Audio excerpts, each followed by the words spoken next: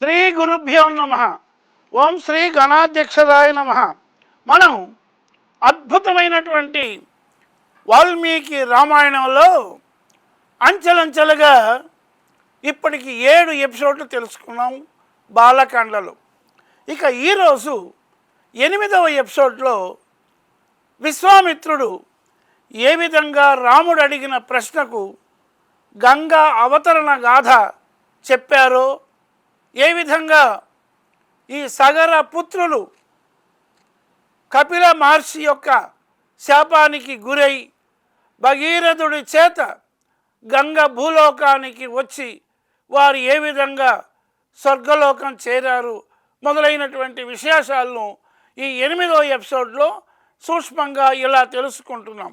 అంచెలంచెలుగా ఒక్కొక్క ప్రదేశాన్ని చూపిస్తూ విశ్వామిత్రుడు ఆ రాముడికి చెప్పే మాటలన్నీ కూడా బహు ఆనందదాయకంగా ఇంకొకసారి తిరిగి ఈ యొక్క అద్భుతమైన ఇతిహాస గాథ, ఈ రామ కథ పారాయణం అద్భుతంగా మనం తెలుసుకోవాలి అనేటువంటి జిజ్ఞాసగా ఈ చరిత్ర అంతా కూడా ఈ యొక్క వాల్మీకి రామాయణములో మనకు అద్భుతంగా వర్ణింపబడింది. ఇకపోతే ఎప్పుడైతే సుమతి సంతానం బలజ్జుడై అమిత పరాక్రులైనారో, కొంతకాలానికి సగరుడికి అశ్వమేధ యాగం చేయాలని ఒక సంకల్పం వచ్చింది. ఋత్విక్కులు నిర్ణయించిన ముహూర్తములో ఒక యాగ అశ్వాన్ని వదిలిపెట్టారు. కానీ దేవేంద్రుడు ఆ యాగ అశ్వాన్ని అపహరించాడు.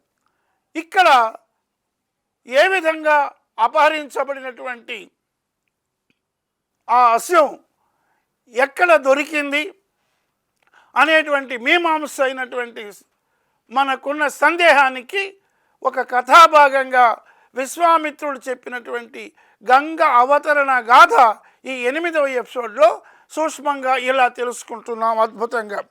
సగరుడు ఇక అశ్వాన్ని వెదికి తెమ్మని తన 60,000 మంది కుమారులను పంపించాడు.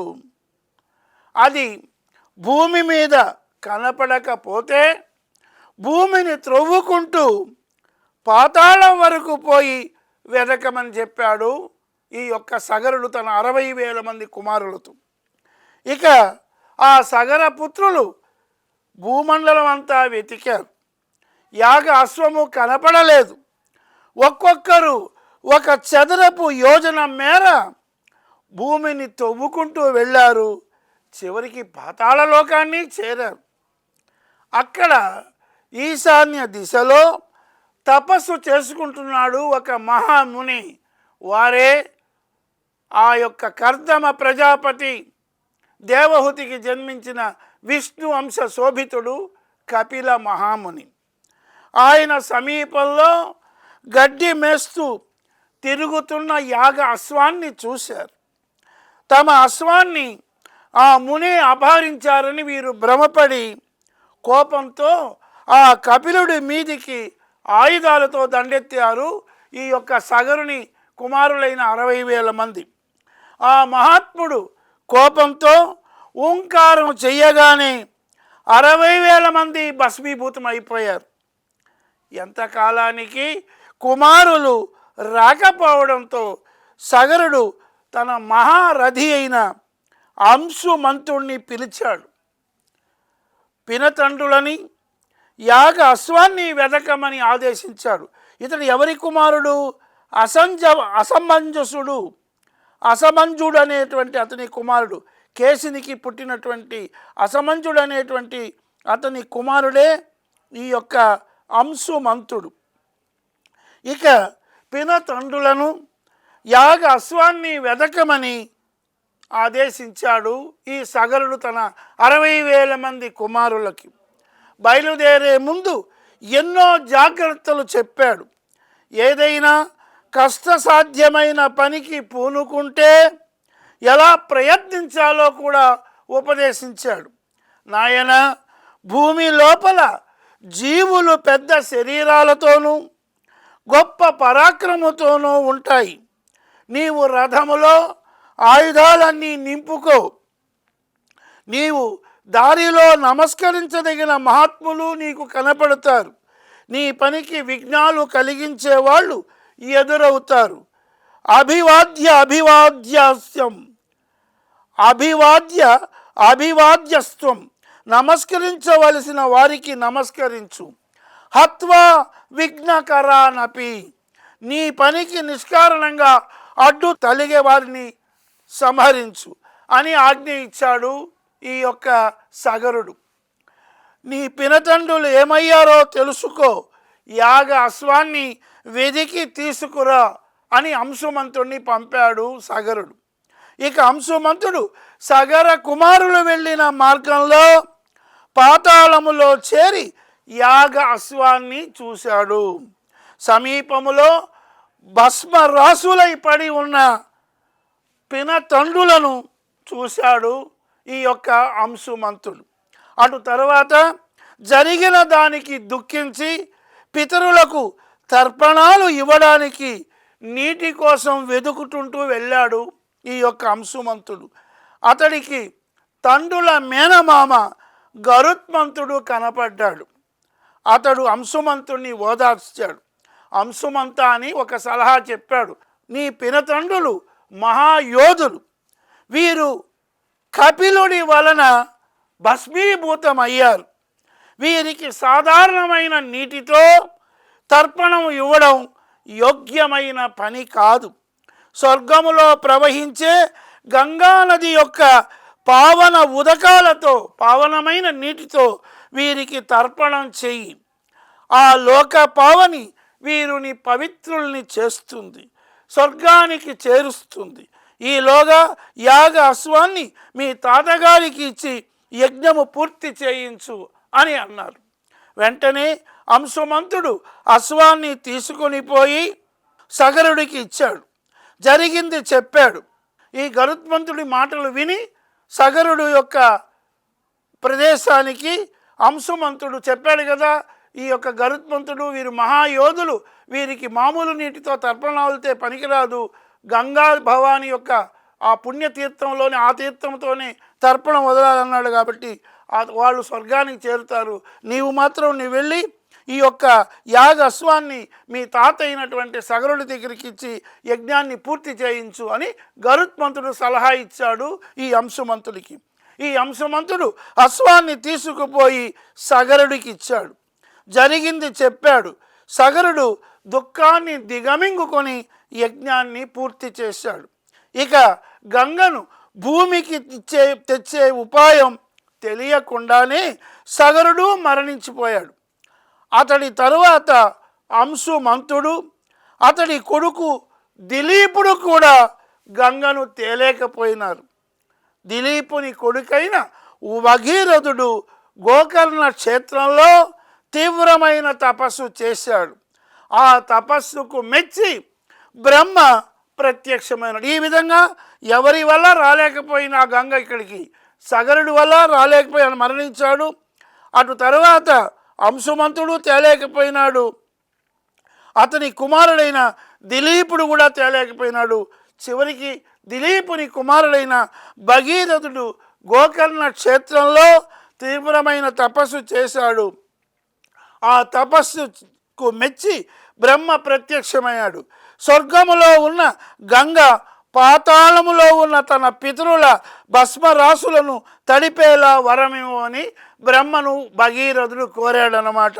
ఆ యొక్క స్వర్గములో ఉన్న గంగ పాతాళములో ఉన్న తన పితరుల భస్మరాశులను తడిపేలా వరమివ్వమని బ్రహ్మను భగీరథుడు అడిగాడు. ఇక బ్రహ్మ వరమిస్తూ ఇలా అన్నాడు, ఒక సూచన చేశాడు ఈ యొక్క దిలీపుని కుమారుడైన భగీరథుడికి. ఓ భగీరథ, స్వర్గము నుంచి దిగి వచ్చే గంగ వేగాన్ని భూమి సహించలేదు. ఆ వేగాన్ని తట్టుకోవడం శివుడికి మాత్రమే సాధ్యం. ఆయన్ను ప్రార్థించి ఆకాశం నుంచి దూకే గంగా వేగాన్ని భరించమని ప్రార్థించు. తరువాత ఆమెను క్రమముగా భూమి మీదలకు వదలమని ప్రార్థించు ఈశ్వరుడికని ఆ యొక్క భగీరథుడికి సలహా ఇచ్చాడు బ్రహ్మ. ఇక భగీరథుడు తపస్సు చేసి శివుణ్ణి మెప్పించాడు. గంగ శివుని జటాజూటంలోకి దూకింది. అందుకే అన్నారు, ఆకాశంబును నుండి శంభుని శిరంబందుండి సీతాద్రి సుశ్లోకంబైన భువి అని ఆ విధంగా గంగా యొక్క ప్రవాహాన్ని భువి భూలోకమందుండి అస్తో కాంబోది పయోది నిండి అని ఆ విధంగా గంగా యొక్క ప్రవాహం ఎక్కడెక్కడ ప్రవహించిన విషయం కూడా మనకు తెలుస్తుంది. ఇకపోతే ఆ శివుని జటలు సడలించి బిందు సరోవరం దగ్గర గంగను వదిలాడు. శివుని జటాజూటు నుంచి శివుడు బిందు సరోవరంలో గంగ చేరింది. ఆమె 7 పాయలుగా ప్రవహించింది. వాటిలో హ్లాదిని, నలిని, పావని అనే 3 పాయలు, హ్లాదిని, నలిని, పావని అనేవి తూర్పు దిక్కుగా ప్రవహించాయి ఆ 3 పాయలు. ఇకపోతే 4 సుచక్షువు, సీత, సింధు అనే 3 పడమటి దిక్కుగా ప్రవహించాయి. ఇక చివరిది ఆ యొక్క 7వదైనటువంటి పాయ భగీరథుణ్ణి అనుసరించి పాతాళానికి వచ్చింది. ఈ విధంగా గంగ ఆ బిందు సరోవరం నుంచి 7 పాయలుగా చీలి తూర్పు దిశలో 3గా హ్లాదిని, నలిని, పావనిగా, అలాగే పడమట దిక్కులో సుచక్షువు, సీత, సింధు అనే విధంగా, ఇక చివరిగా 7వదైనటువంటి పాయ భగీరథుని అనుసరించి పాతాళానికి వచ్చింది. అలా ప్రవహించిన నదినే భాగీరథి అన్నారు. భగీరథుని చేత కొని తేబడినటువంటిది కాబట్టి భాగీరథ అయింది. ఇక గంగ ఉదకం, గంగ యొక్క నీరు తగలగానే సగర పుత్రులు స్వర్గానికి చేరిపోయారు. భగీరథుడు వారికి శాస్త్రోక్తంగా తర్పణాలు ఇచ్చాడు. చూసావో రామ, ఇది గంగ అవతరణం ఏ విధంగా భూలోకానికి వచ్చి తిరిగి పాతాళానికి వెళ్ళిందో అన్నటువంటి గాథ నీకు ఇంతవరకు వినిపించాను. విన్నావు కదా సుమ అన్నటువంటి ఇక్ష్వాకు వంశములో ఏ విధంగా ఈ పయనమై వచ్చిందో తెలుసుకున్నావు కదా. ఇక రామ, ఇలా 3 లోకాలలోనూ ప్రవహించింది కాబట్టి గంగకు త్రిపదగా 3 దారులు కలిగినట్టుగా 3 లోకాల్లో త్రిపదగా అయింది. ఇక సరే, అప్పటికే చాలా పొద్దుపోయింది. ఇక మీరందరూ ఈ రోజుకి విశ్రాంతి తీసుకోండి, నిద్రకు ఉపక్రమించండి అని ఆజ్ఞ ఇచ్చాడు. అది ఆ రోజు అలా గడిచిపోయింది. అటు తర్వాత మరునాడు ఉదయం అందరూ గంగానదిని దాటారు. అక్కడికి దగ్గరలో ఉన్న విశాల నగరం అనేది వారికి కనపడింది. వెంటనే ఆ యొక్క విశ్వామిత్రుణ్ణి చూసి రాముడు ఇలా అడిగాడు. రాముడు ఆ విశాల నగరాన్ని చూశాడు. ఆ దేశాన్ని గురించి, దాన్ని పరిపాలించే రాజును గురించి చెప్పమని ప్రార్థించాడు. ఇలా అంచెలంచెలుగా తను ఏవేవి ప్రదేశాలు, ఏ ఆశ్రమాలు, ఏ పట్టణాలు చూస్తున్నాడో అన్నీ కూడా మనము కూడా తెలుసుకునే విధంగా ఈ వాల్మీకి రామాయణం ద్వారా నాటి ఇతిహాస గాథ, ఆ రాముడు విశ్వామిత్రునితో పయనించిన, రామలక్ష్మణులు పయనించినటువంటి ప్రదేశాలన్నీ కూడా అద్భుతంగా మనం ఈ బాలకాండలో తెలుసుకుంటున్నాం. చివరికి ఇదే బాలకాండలో చివరిలో ఏ విధంగా వారికి మిథిలా నగరములో సీతా స్వయంవర వివాహ ఘట్టం అనేటువంటి విధంగా కూడా అంచెలంచెలుగా ఈ బాలకాండలో మనం తెలుసుకుంటున్నాం. ఇకపోతే విశ్వామిత్రుడు చెప్తున్నాడు ఈ విశాల నగరం గురించి. రాముడు అడిగిన దానికి, ఓ రామా, ఈ దేశానికి మంచి ప్రశస్తి ఉన్నది, దీన్ని పాలించే రాజుకు మంచి ప్రఖ్యాతి ఉన్నది. ముందుగా నేను ఈ ప్రదేశం గురించి చెప్తాను, ఆ తర్వాత ఆ విశాల నగరాన్ని పాలించే రాజు గురించి చెప్తానని పూర్వం దేవతలు రాక్షసులు కలిసి అమృతం కోసం క్షీరసాగర మదనం చేశారు. మందర పర్వతాన్ని కవ్వంగాను, సర్పరాజు వాసుకిని కవ్వానికి తాడుగాను చేసుకొని 1000 సంవత్సరములు నిర్విరామముగా మధించారు. దేవతలు ఆ రోజు తనిసిరే వేల్పులు దది రత్నముల చేత వెరచిరే ఘోర కాకోల విషము చేత విడచిరే యత్నమృతంబు వడముదనుక నిశ్చితార్థంబు వదలరు నిపుణమతులు అని మనం భర్తృహరి సుభాషితాల్లో ఏనుగు లక్ష్మణ కవి రచించిన సుభాషిత త్రిస్థితిలో తెలుసుకున్నట్లుగా ఈ యొక్క దేవతలు అమృతం వచ్చేంత వరకు నిపుణమతులు కాబట్టి వదలలేదు. కాబట్టి ఇక్కడ సందర్భానుసారం ఈ కథాభాగం వచ్చింది కాబట్టి చెప్పుకుంటున్నాం. క్షీరసాగర మదనం చేసిన తర్వాత చేశారు. మందర పర్వతాన్ని కవ్వంగా, సర్పరాజు వాసుకిని కవ్వానికి తాడుగాను చేసుకొని 1000 సంవత్సరాలు నిర్విరామంగా మధించారు. ఆ తర్వాత ఆలాహలం, ఇందాకే మన పద్యంలో అనుకున్నాం, ఆలాహలము ధన్వంతరి అప్సరసల మధ్య దేవత అయిన వారుణి మొదలైనవి ఎన్నో క్షీర సముద్రం నుంచి పుట్టాయి. చివరికి అమృతము లభించింది. అమృతం కోసం దేవదానవుల మధ్య గొప్ప యుద్ధం జరిగింది. విష్ణువు మోహిని రూపంలో అమృతాన్ని హరించి రాక్షసులను సంహరించారు. ఇంద్రుడు ముల్లోకాలను నిష్కంఠంగా పాలించాడు. తన కుమారులందరూ యుద్ధములో చనిపోవడంతో దితి దుఃఖించింది. కశ్యపుడికి 13 మంది భార్యలలో దేవతాంశములో జన్మించిన వాళ్ళు అతిథికైతే దితికి జన్మించిన వాళ్ళు రాక్షసులు. కశ్యపుడికి దితికి జన్మించిన వాళ్ళే రాక్షసులు. కాబట్టి దుఃఖం కోపంగా మారింది. దేవతలకు హిరణ్యాక్షుడు, హిరణ్యకశ్యపుడు వీళ్ళందరూ కూడా అలా జన్మించినవారు, ఆ యొక్క దితికి జన్మించినవారు. దేవతలకు ప్రభువైన ఇంద్రుణ్ణి సంహరించగల పుత్రుడికి జన్మనివ్వాలనుకుంది ఈ దితి. అటువంటి బిడ్డ కోసం కుశప్లవనం అనే క్షేత్రములో తపస్సు చేసింది కశ్యపుడి యొక్క భార్య అయిన దితి, రాక్షసి. తపస్సు పూర్తయ్యే సమయములో ఆమె అశుచిగా ఉండటంతో ఇంద్రుడు ఆమె గర్భాన్ని 7 ఖండాలుగా ఛేదించాడు. దితి తన పొరపాటును గ్రహించింది. 7 ఖండాలైన తన గర్భం 7 దివ్య పురుషులై ఒక్కొక్కడు ఒక్కొక్క వాత స్కందానికి అధిపతి కావాలని ఇంద్రుణ్ణి వరం కోరింది. ఇంద్రుడు వరమిచ్చాడు. ఇంద్రుడు, దితి, ఆమె పుత్రులు స్వర్గం చేరారు. దితి తపస్సు చేసిన పుణ్యక్షేత్రమే కుశప్లవనమే ఈ దేశం అని అద్భుతంగా ఆ ప్రదేశాన్ని గురించి వర్ణించి చెప్పాడు విశ్వామిత్రుడు రాముల వారికి. ఇక ఆ రాజు, ఈ విశాల నగరాన్ని పాలించిన రాజు ఎవరు, వారి యొక్క ఇతివృత్తం చెప్తున్నాడు. నాయన, మీ పూర్వీకుడైన ఇక్ష్వాకునికి అలంబుస అనే ఆమె యందు విశాలుడనే కుమారుడు కలిగాడు. అతడు నిర్మించినదే ఈ విశాల నగరము. అనేక తరాలుగా ఈ దేశాన్ని విశాలుడి వంశీయులే పరిపాలిస్తున్నారు. ఇప్పుడు ఈ దేశాన్ని పాలిస్తున్న రాజు పేరు సుమతి.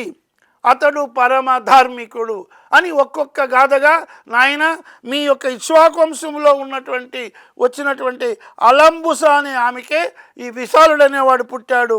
అతడు నిర్మించిందే ఈ విశాల నగరం. ఈ ప్రదేశంలోనే ఒకప్పుడు దితి తపస్సు చేసింది. అనేక తరాలుగా ఈ దేశాన్ని విశాలుడి వంశీయులే పరిపాలిస్తున్నారు. ఇప్పుడు ఈ దేశాన్ని పాలిస్తున్న రాజు పేరు సుమతి. అతడు పరమ ధార్మికుడు అన్నట్టుగా విశ్వామిత్రుడు చెబుతున్నాడు రాముడికి. ఈలోగా విశ్వామిత్రుడు తన దేశానికి వచ్చాడని తెలిసి విశ్వామిత్రుడి దగ్గరికి వచ్చాడు. విశ్వామిత్రుని పూజించి రామ లక్ష్మణులకు కూడా అతిథి సత్కారాలు చేశాడు సుమతి. ఈ విధంగా విశ్వామిత్రుడు, మునులు, రామ లక్ష్మణులు ఆ రాత్రి అక్కడే గడిపారు, అదే విశాల నగరం. మరునాడు ఇక మిథిలా నగరానికి బయలుదేరారు. ఇది మనం తెలుసుకోవాల్సిన అద్భుతమైనటువంటి ఘట్టంగా రాముడికి తన జీవన యానములో అద్భుతమైనటువంటి ఒక అర్ధాంగిగా దొరికినటువంటి అమ్మ, శక్తి స్వరూపమైనటువంటి సీతా మహాసాధ్వి మిథిలా నగరానికిలో తను చేరుకోవడానికి ఒక మార్గ సుగమ్యముగా అంచెలంచెలుగా మనం ఈ బాలకాండలో చివరికి మిథిలా నగరం యొక్క ఇతివృత్తాన్ని ఇలా తెలుసుకుంటున్నాం. మిథిలా నగరం విశాల నగరం తర్వాత కనుచూపు మేరలోనికి వచ్చింది. శుభప్రదమైన ఆ నగరానికి విశ్వామిత్రుడు మునులు మనస్సులోనే నమస్కరించుకున్నారు. మిథిల దగ్గరవుతుంటే వారికి అందమైన ఒక వనం కనపడ్డది. ఆ వనములో ఒక శూన్యమైన ఒక ఆశ్రమము కనపడ్డది. అది చూసి వెంటనే రాముడు అడిగాడు. అక్కడక్కడక్కడ దారిలో బాలుడు కదా, తన యొక్క అనుమానాలన్నీ తెలుసుకోవాలని జిజ్ఞాసతో అన్నీ అడుగుతున్నాడు.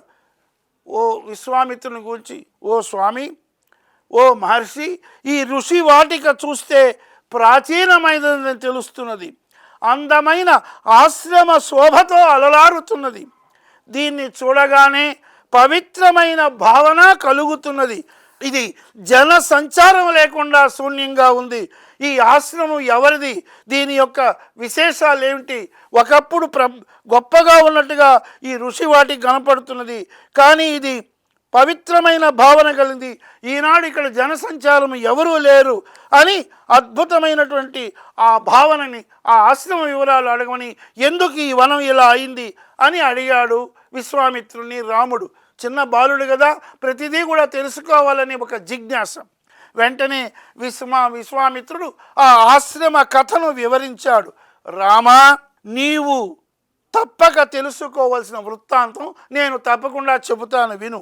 నీవు చూస్తున్న ఆశ్రమము గౌతమ ముని ఆశ్రమం, గౌతమ మహర్షి ఆశ్రమం. ఆయన అపార తపశ్శక్తి సంపన్నుడు. ఆయన భార్య పేరు అహల్య. అనేక వేల సంవత్సరాలకు పూర్వం అహల్య గౌతములు ఈ ఆశ్రమంలో తపస్సు చేశారు. అంటే ఇక రాబోయే ఘట్టంలో కూడా మనం అద్భుతంగా రాముడి యొక్క ఆనందకరమైనటువంటి ఆ అహల్య శాప విమోచనాన్ని కూడా ఒక ఉపోద్ఘాలకమైనగా అంచెలంచెలుగా ప్రతిదీ కూడా ఈ రామకథలో మనకు ఆ అద్భుతమైన భావాలుగా ఒకదానికొకటి లింకుగా క్రమక్రమముగా సాగుతున్న ఈ కథ ఒక గంగా స్రవంతిలాగా ముందుకు సాగుతున్నది. ఆ కాలములో దేవతలు కూడా ఈ ఆశ్రమాన్ని పూజించేవారు. ఇకపోతే ఒకానొకసారి గౌతముడు ఆశ్రమంలో లేని సమయంలో ఇంద్రుడు ఆ మహర్షి వేషములో వచ్చాడు. వచ్చినవాడు ఇంద్రుడని కనిపెట్టిన విధి వశం చేత అహల్య ఆ మాయలో మహల్యకి అతడి పట్ల కుతూహలం పడింది. గౌతముడు జరిగినదంతా గ్రహించాడు. ఆ తర్వాత ఆమెను శపించాడు. ఇహ వర్ష సహస్రాని బహూని త్వం వసిష్యసి వాయుభక్ష నిరాహార తప్యంతి భస్మశాయిని అదృశ్య సర్వభూతానాం ఆశ్రయేస్మిన్ వత్స్యతి. ఇహ వర్ష సహస్రాని, నీవు అనేక వేల సంవత్సరాలు ఇతనికి ఎవరికీ కనపడకుండా ఈ ఆశ్రమ ధూళిలోనే పడి ఉండు. అన్ని సంవత్సరాలు నిరాహారంగా, అంటే వాయువును, గాలి మాత్రమే ఆహారంగా స్వీకరిస్తూ ఉండిపో. ఈ సుదీర్ఘకాలం తపస్సు చేసుకుంటూ నీ పాప ప్రక్షాళన చేసుకో. తర్వాత ఈ దుర్గమమైన అరణ్యానికి దశరథుడి పుత్రులు రామ లక్ష్మణులు వస్తారు అనేటువంటి ఒక భవిష్యత్ జ్ఞానిగా సూచించాడు గౌతముడు. ఇహ వర్ష సహస్రాని బహూని త్వం వశిష్యసి వాయుభక్ష నిరాహార తప్యంతి భస్మశాయిని అదృశ్య సర్వభూతానామాశ్రయేస్మిన్ నివత్ససి అన్నట్టుగా ఈరోజు ఈ 8వ ఎపిసోడ్లో ఇంతవరకు అద్భుతమైన గాథగా రాముడు విశ్వామిత్రుని అడిగిన ప్రశ్నలన్నిటికీ సమాధానం చెప్పే విధంగా అంచెలంచెలుగా ఈ యొక్క ప్రయాణం సాగిన విధంగా, ఈ గౌతమ ఆశ్రమానికి వచ్చి అక్కడి విశేషాలు తెలుసుకున్నటువంటి విధంగా మనం ఈ 8వ ఎపిసోడ్లో తెలుసుకున్నాం. రాబోయే 9వ ఎపిసోడ్లో మిథిలా నగరంలో ఎలా చేరారు, తరువాత జరిగిన సంఘటనలు ఎటువంటివో తెలుసుకుంటాం. అంతవరకు శ్రీ రామానుగ్రహ ప్రాప్తిరస్తు. స్వస్తి.